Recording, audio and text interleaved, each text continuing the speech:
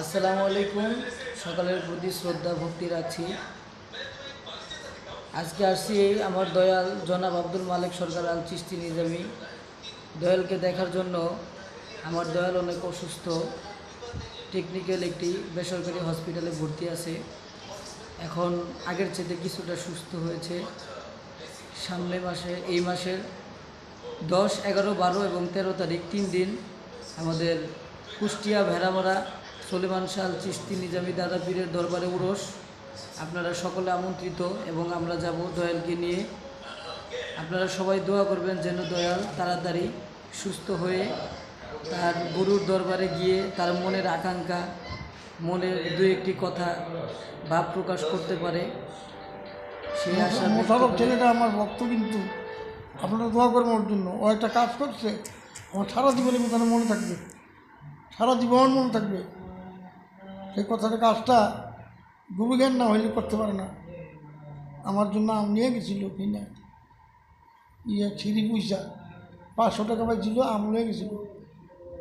আহারে, তখন মনে মনে ভাবছি ভালোবাসার কত দাম। ভালোবাসা নিয়ে গেছে, ভালোবাসার কথা জিনিসও ভালো।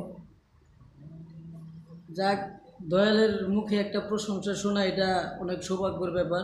তো আমি আমার ব্যক্তিগতভাবে আমি যাই করি না কেন, আমি যেদিন থেকে আমার দয়ালের সঙ্গ নিয়েছি কখনোই দয়ালের সাথে বেদবি করার চেষ্টা করি নেই। হয়তো আমি সময় মতো আসতে পারি না, দয়ালের সঙ্গ দিতে পারি না, কিন্তু কখনোই আমার দ্বারা যদি কোনো বেদবি হয়ে থাকে, মানুষের হায়াত মৌত বলা যায় না, আপনারা নিজ গুণে ক্ষমা করে দিবেন। বা এবং আমার দয়ালের কাছেও আমার আর্জি, যদি কখনো আমার দ্বারা আপনার মনে আঘাত লেগে থাকে এবং মনে কষ্ট পেয়ে থাকেন, তাহলে আপনি নিজ গুণে আমাকে ক্ষমা করে দিবেন। সবাই ভালো। মোশারফ, তোমার প্রতি আমার একটা আলাদা নজর রয়ে গেছে।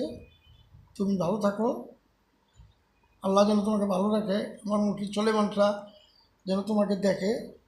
এটাকে তুমি একটা গান লিখছিলা, এমন গান আর কেউ লিখতে পারে নাই, আমিও পারিনি। তুমি লিখছিলে গানটা দয়ালের, সলেমানটার নামে। আমার মনটা কেড়ে নিচ্ছ, আমার মুঠিদের নামে গান লিখছ। কী সুন্দর লিখছিলে গো, গানটা আবার শুনতেই গো।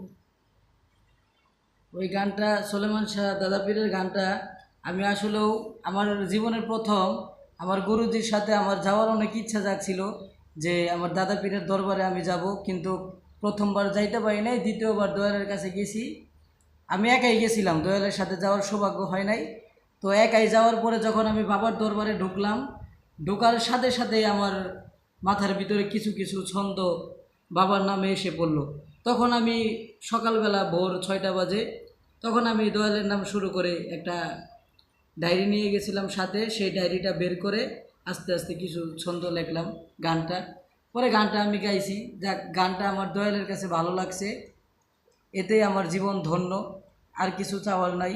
সবাই দোয়া করবেন দয়ালের জন্য, যেন আমরা 9 তারিখ রাত্রে কাফেলায় আমরা চলে যেতে পারি সুস্থ সবলভাবে। আকাশের পরিবেশটা যেন ভালো থাকে এবং আমাদের দয়ালের শরীরটা যেন ভালো থাকে। সবাই দোয়া করবেন। জয় গুরু, জয় হোক মানবতার। বাহ।